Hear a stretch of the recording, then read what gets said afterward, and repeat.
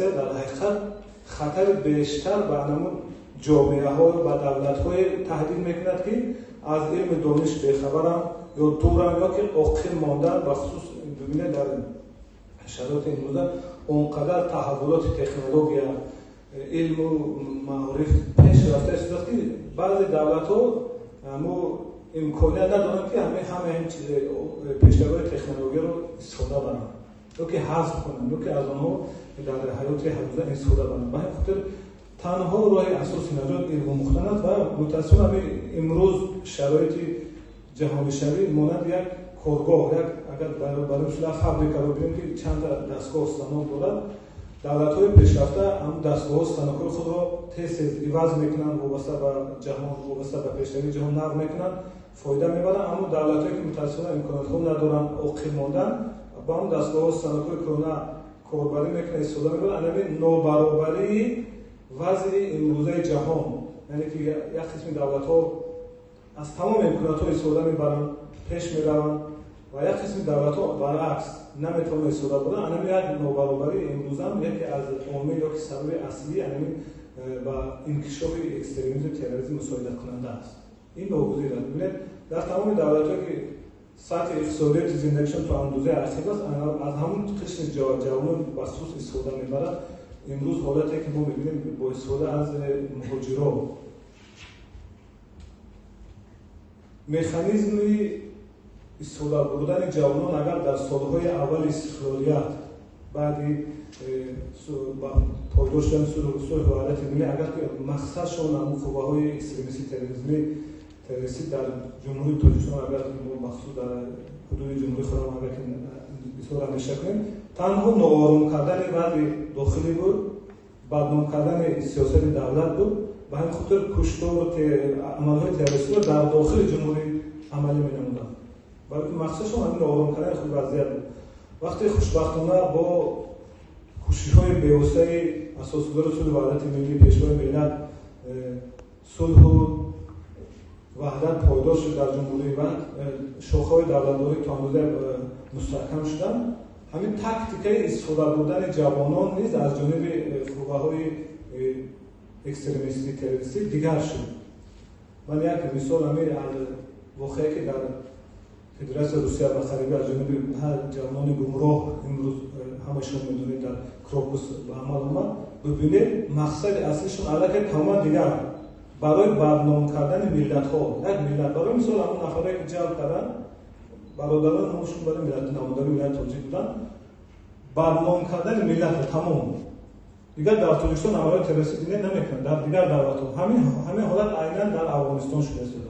با استفاده از جوانان تاجیک در اونجا عملیات تروریستی میکنن، با همین مقصد ملت تاجیک و دولت تاجیکستان رو بدنام میکنن که دولت تروریستی، دولت اکستریمیستی فلان میسازن. و همین متأسفانه به همین مقصد خود هم تا اندازه نائل شدن.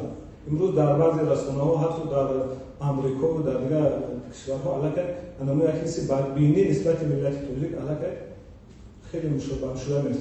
متأسفانه مقصدشون تا اندازه و هم مقصدشون رسیدن. و از همه خطرناکترین متأسفانه و از همه آسیب پذیرترین انمی جنبه که با استفاده میکنن متأسفانه دین است. چنانکه پیشروی ملت هم در تمام واقعه‌هاشون در سازمان‌های بین‌المللی و در دیگر کشورها در هنگام صحبت هم میگن که 99% مردم کشور ما مسلمانند و خواه و ناخواه ما باورهای دینی ما از مردم دور کردن نمی‌توانیم و همین دین هیچگاه در همین یک قاعده است که شما را متأسفانه اگر که با واسطه اینترنت اگر که دعوت کنند در همین بالای معنی شما همیشه در یک فکر معنی شما باشد که دین اسلام دین کشتار و تروریستی نیست. همین به شکل فرمولا در معنی شما همیشه باشد. در مورد لایک ها گفتن امروز متأسفانه ما در کمیته دین یک ریاست تشخیص و تحلیل دینشناسی میگن. همه حالت‌هایی که متأسفانه جوانان شاید طریق تلفن اینترنت یگون نوار دیده است، یگون ویدیو دیده لایک مونده، بعد نتیجهش با کمیته دین میگن که خلاصه میتین اکثر هم جوانایی که لایک میکنن خودشون نمیدونن که بچی همین مضمون محتوای همین ویدیو چی است، نمیدونن.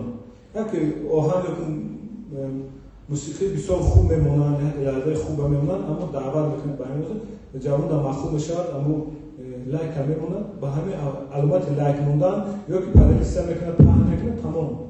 و علاقه یا که یک قدم خود رو برای پهن کردن اکستریمیسم تروریسم شاید نمیدونن. اکثریت شاید نمیدونن که همین چی است. محمود مضمون شبکه وقتی که بداون عربی بیشترشون نمیدونن. تمام موسیقی بسیار آهنگ‌های نغز زمینه جمع میکنن، پهن میکنن. تمام او را در تعهدات قانون‌گذاری قطعی و علاقه که قدم اول رو برای پهن کردن اکستریمیسم تروریسم گذاشتهشون متأسفانه حیات خود رو میشکنن. و گذشته از این ببینید جوان‌ها ناآگاهانه وقتی که به همین حرکت‌ها میروند از همه ضربه بسیار وزنه به پدر و مادر خود میزنن.